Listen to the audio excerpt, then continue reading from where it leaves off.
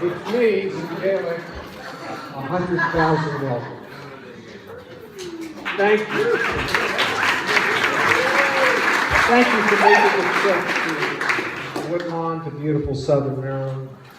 Thank you for your gifts. Thank you for your, especially the gift of your presence at Sarah and Patrick's wedding celebration. It means so much to all of us that you're here. I'm Tom Sloan. Oh, by the way, what a ceremony.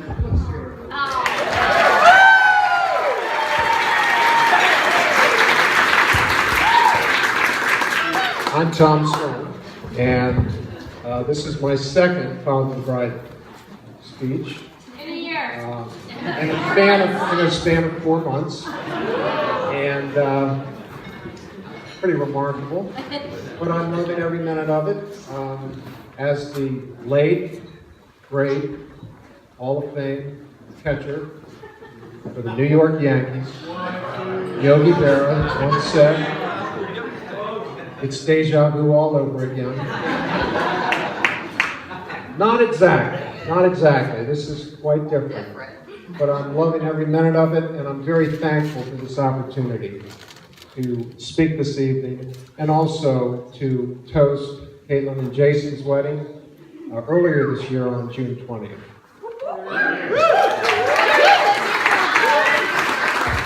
So today we're here to celebrate Patrick and Sarah's love story. And oh, by the way, today is Halloween. Happy Halloween, everyone.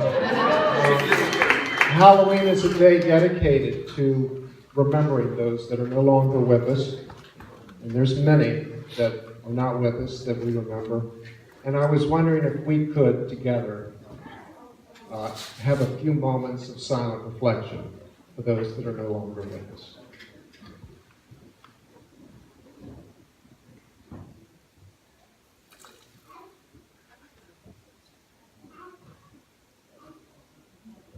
Thank you.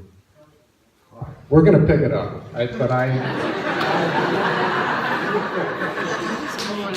First, a few words of gratitude to two very special ladies, the mothers, and Mary Beth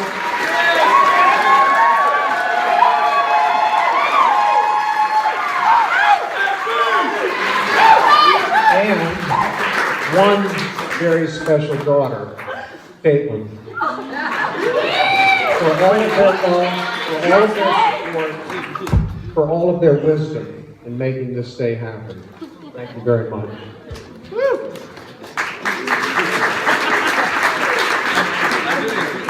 You know, from the moment Sarah was born, she was full of energy. She was full of surprises.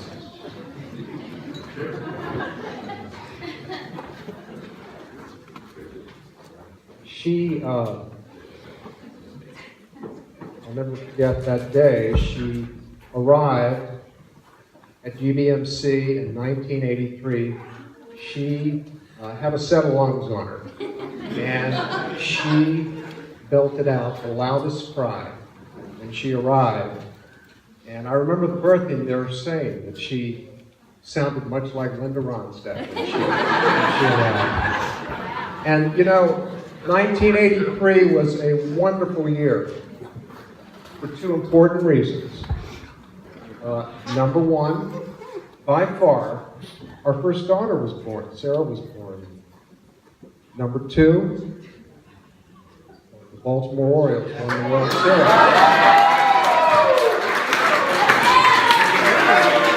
We're in the middle of a World Series now.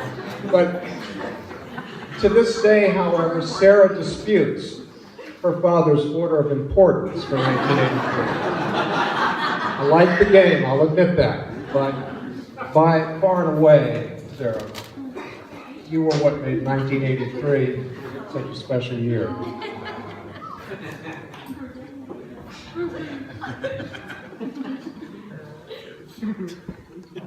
You know, growing up, Sarah was quite the social director in charge of entertainment. And whenever Ann and I would have friends over, Sarah and Caitlin would suddenly disappear and then reemerge with a choreographed and costume dance routine for the parents' entertainment. It was pretty remarkable. Caitlin, you can attest to this, right? Okay, good. Very funny, very entertaining. Sarah also, as a child, was quite the ballerina, which she then transitioned to high school and college athletics, and actually becoming quite an accomplished field hockey and lacrosse player at St. Mary's College. She played hard then as a Seahawk. How many Seahawks do we have here? Some Seahawks. So she played hard then, and you know what? She still plays hard today. And now it's yoga, it's kickball, it's skateboarding, it's snowboarding, it's paddleboarding, it's ping pong, surfing, staying up with her dog Tessa. Some things never change, You're still very active, very much a part of it. Anyway, you get the picture. Sarah's one of a kind. She's full of energy. She's fun to be with. And I think she found a kindred spirit in Patrick, who was also a great athlete, a great teacher.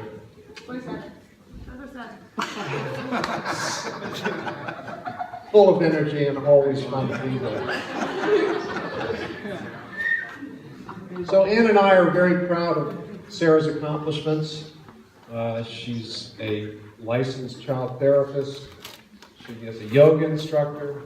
She's a connoisseur of good rock and roll music. And I think by far the biggest accomplishment has been finding Patrick. And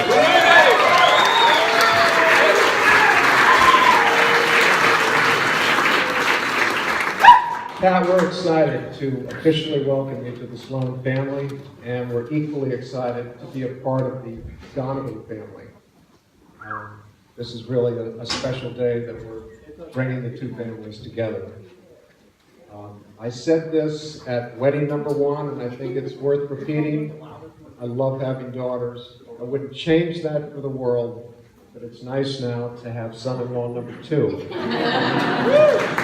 So please,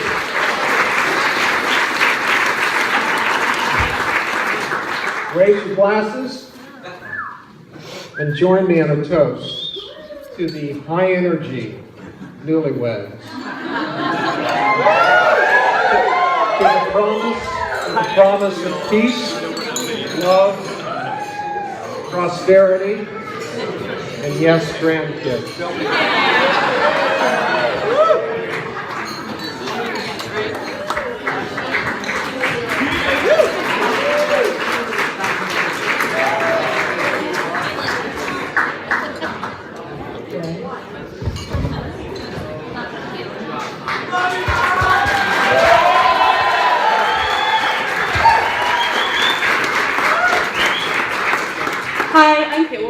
Hi, I'm Caitlin. I am the little but big sister. I wanted to start and say to my parents first, you guys made it. You did 2 weddings in 4 months. You're amazing. We couldn't have done it without you. You guys are the best role model for what a marriage should be. And Sarah and I love you both so much.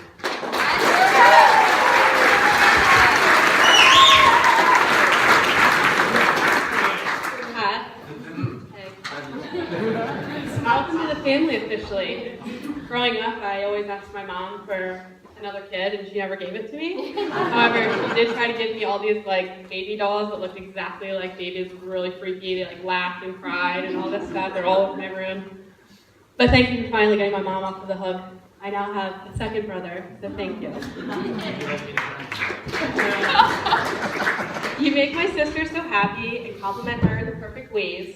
However, I would be remiss if I didn't give you some advice, since I've known my sister for 28 years. There are a few main qualities about Sarah that make her the woman she is today. I want to touch on a few that really stand out to me, like her creative imagination, her passion, and the way that she loves so hard. I thought it would be best to explain these qualities through some of our childhood stories. Growing up with Sarah was anything but boring. Not only did Sarah have an imaginary friend named Tootie, Sarah made me believe that I had a small leprechaun friend. How you might ask she did that? Do you guys remember those markers that had the stars, like little footprints on the bottom of them? Do you know what I'm talking about? I would wake up in the morning to little notes with footprints all over them and crumbs on the table, and I think I believed it for like 5 months. And I remember to this day sitting at the table and Sarah just laughing, and Mom made her tell me that I really don't have a leprechaun friend. I got over it. It's okay. So as my dad touched on, whenever we had guests over, Sarah would whisk me away, or I probably just followed her because I wanted to do everything she did. We would dress up for whoever was there, aunts, uncles, friends, anyone that didn't really care what we were doing, but we still came down and made them watch us. I think the one that I remember the most is the TLC song, what was it called? Don't Go Chasing Waterfalls. I think I was sitting in the windowsill with a wig on, like looking out the window, and Sarah was doing like an interpretive dance or something.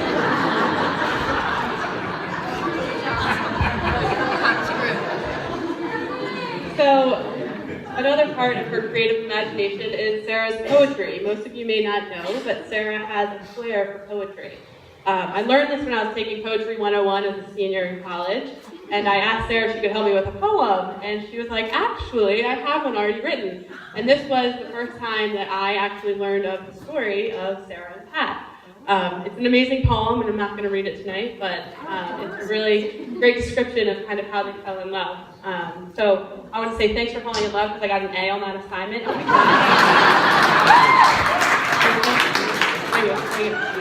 So, moral of this story, of this little quality of Sarah's, is never dim the light on the creative juices that make Sarah who she is. While some of her ideas can be a little far-fetched and weird at times, her creative imagination is something that will keep you on your toes in a good way. So the second quality of Sarah's that I wanted to touch on was her passion, as Dad also touched on. She started from a young age as a ballerina, a very serious ballerina, and I tried to follow in her footsteps, but just imagined an overweight girl with a bowl cut in a leotard, and it was a little weird, so I stopped that.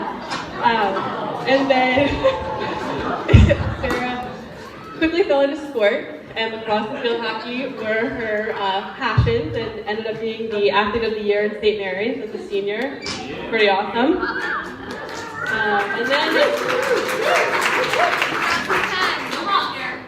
And then, of course, she got into yoga.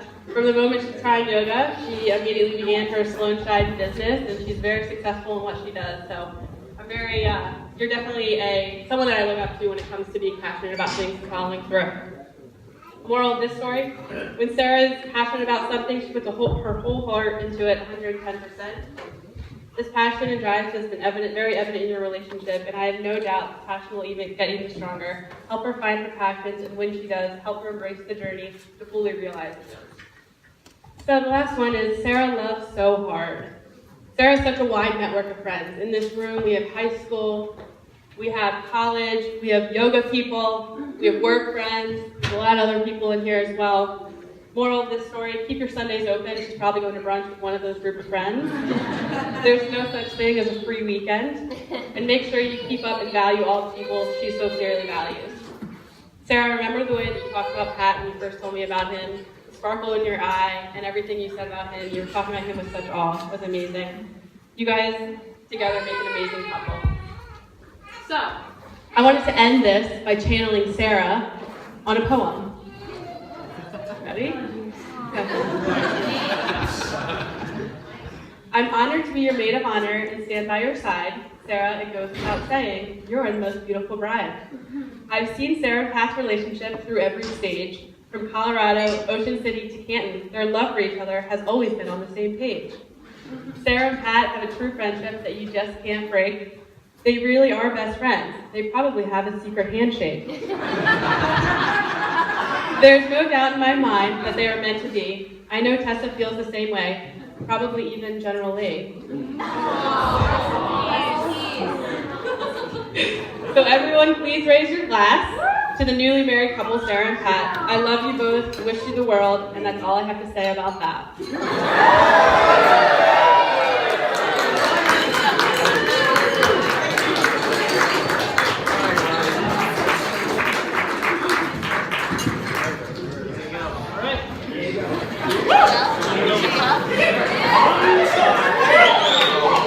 How's everybody doing tonight?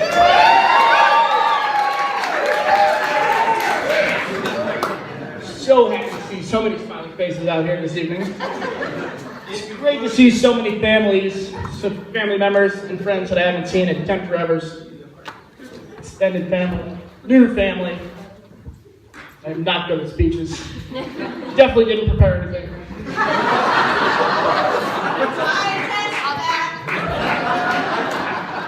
Patrick actually called me while I was on vacation in North Carolina and asked me very politely to say a few nice words. I was going to do short and sweet and quick and get it out of here so I'm not up here rambling. And I read that the best man's speech should not be any longer than it takes the groom to make love to his bride on their wedding night.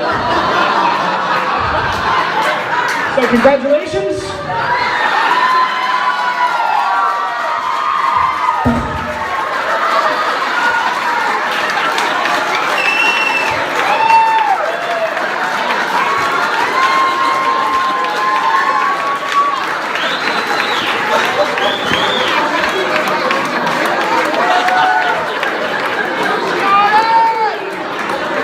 All right, you may be seated. And at this time, I'd like to ask Jerry to bless the food for us.